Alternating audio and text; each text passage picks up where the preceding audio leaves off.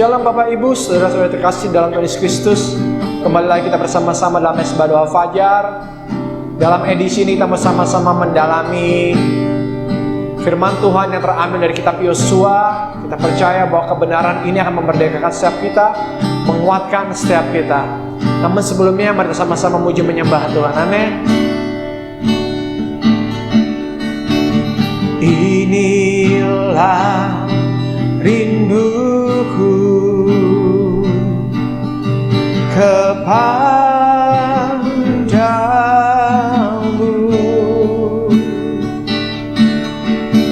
senang hatiku menyembahmu.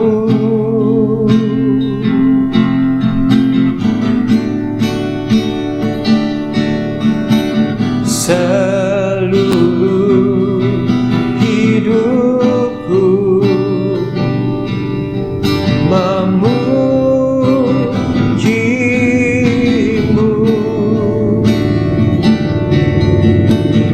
ku memujamu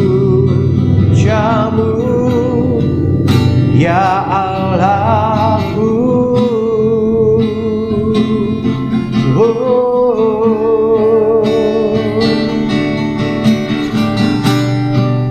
Berikan hatiku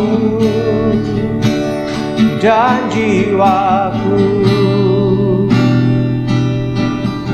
semuanya bagimu di dalam hidupku, setiap waktu. Nyatakan jalanmu, ku berikan hatiku dan jiwaku, semuanya bagimu di dalam hidupku, setiap waktu. Nyatakan jalanmu,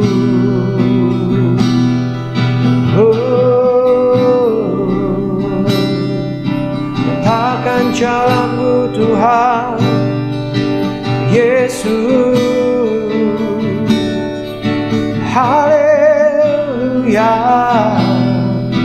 haleluya, kami menyembah Engkau Tuhan. Terima kasih banyak Bapak, kami ucap syukur. Saat ini kami rindu mendengarkan kebenaran firman-Mu Tuhan. Kami mau sama-sama mendalami kitab Yosua Tuhan, dimulai dari pasal yang pertama sampai dengan yang terakhir. Dan kami percaya ini boleh menguatkan setiap kami. Dalam nama Tuhan kami Yesus Kristus, kami berdoa dan mengucap syukur. Haleluya, haleluya, amin. Yosua 1 ayat 1 sampai 6. Perintah Tuhan kepada Yosua untuk merebut tanah Kanaan. Sesudah Musa hamba Tuhan itu mati, berfirmanlah Tuhan kepada Yosua bin Nun, abdi Musa itu demikian. Hambaku Musa telah mati, sebab itu bersiaplah sekarang, seberangilah sungai Yordan ini, engkau dan seluruh bangsa ini menuju negeri yang akan kuberikan kepada mereka, kepada orang Israel itu. Setiap tempat yang akan diinjak oleh telapak kakimu, kuberikan kepada kamu, seperti yang telah kujanjikan kepada Musa. Dari padang gurun dan gunung Libanon yang sebelah sana itu, sampai ke sungai besar, yakni sungai Efrat, seluruh tanah orang Het, sampai ke laut besar di sebelah matahari terbenam, semuanya itu akan menjadi daerahmu. Seorang pun tidak akan dapat bertahan menghadapi engkau seumur hidupmu. Seperti aku menyertai Musa, demikianlah aku akan menyertai engkau. Aku tidak akan membiarkan engkau dan tidak akan meninggalkan engkau. Kuatkan dan teguhkanlah hatimu, sebab engkaulah yang akan memimpin bangsa ini memiliki negeri yang kujanjikan dengan bersumpah kepada nenek moyang mereka untuk diberikan kepada mereka. Demikian firman Tuhan. Amin. Puji nama Tuhan. Bapak Ibu Saudara-saudara terkasih dalam Yesus Kristus, saat ini kita mau sama-sama mulai pembacaan kitab Yosua ini dari Yosua pasal yang pertama, ayat yang pertama sampai dengan yang ke-6. Latar belakang kitab Yosua sendiri adalah masa peralihan kepemimpinan dari Musa pada Yosua.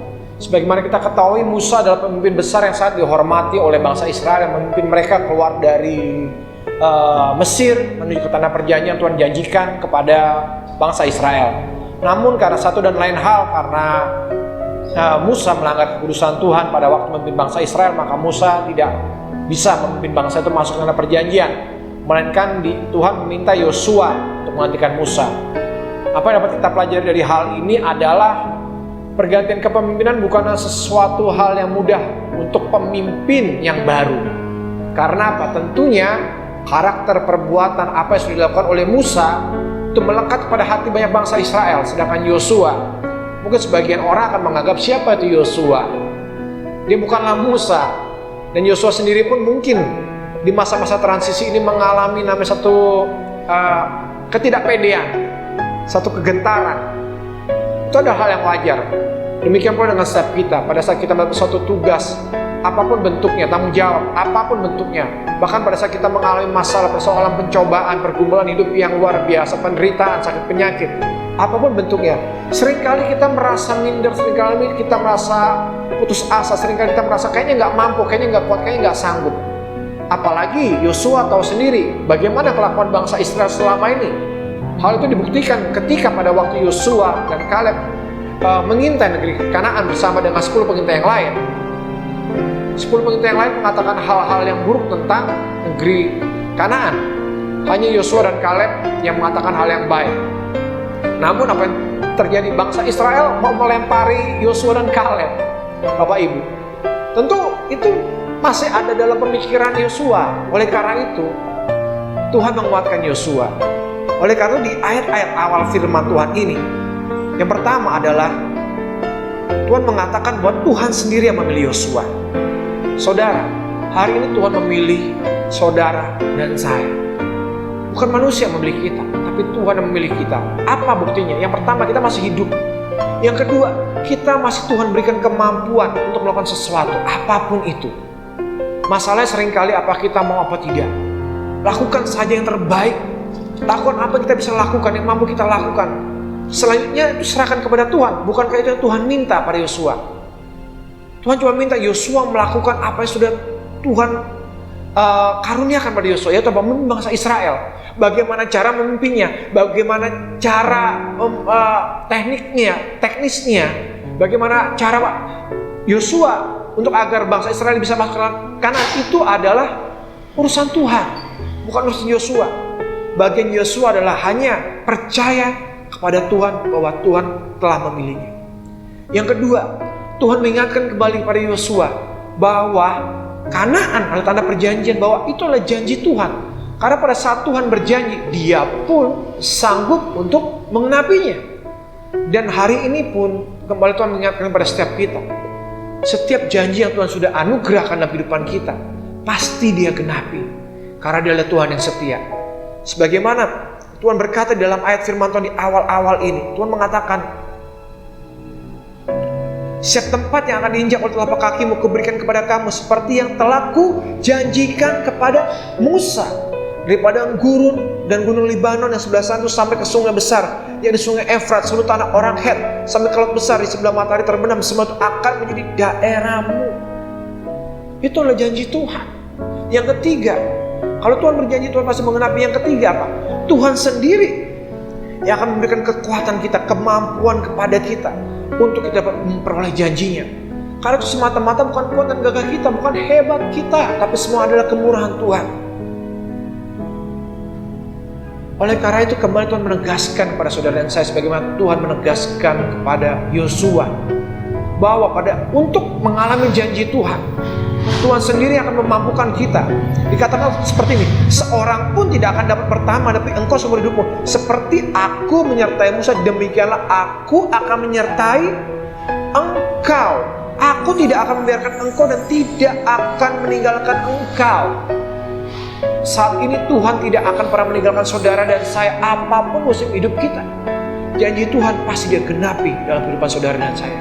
Amin. Puji nama Tuhan saudara. Kita akan lanjutkan di sesi berikutnya. Dan saya percaya berkat Tuhan yang luar biasa ada bersama-sama dengan kita. Mari sama-sama kita berdoa. Bapa, terima kasih Engkau Tuhan yang baik buat kami. Terima kasih Engkau Tuhan yang luar biasa buat kami. Bahwa Engkau Tuhan yang berjanji, Engkau yang Tuhan yang menggenapi, Engkau Tuhan yang berjanji, Engkau juga Tuhan yang menepati janji-Mu Tuhan. Terima kasih banyak Bapa. Kami bersyukur Tuhan. Sebagaimana Tuhan menyertai Yosua, saat ini pun Tuhan menyertai setiap kami. Karena kekuatan itu bukanlah dari kehebatan kami, tapi semata-mata dari kasih karunia dan anugerah Tuhan. Terima kasih banyak Bapa. Di dalam nama Tuhan Yesus Kristus kami berdoa mengucap syukur. Tuhan Kau memberkati setiap jemaat-jemaat-Mu, setiap penonton-penonton yang menyaksikan tayangan ini.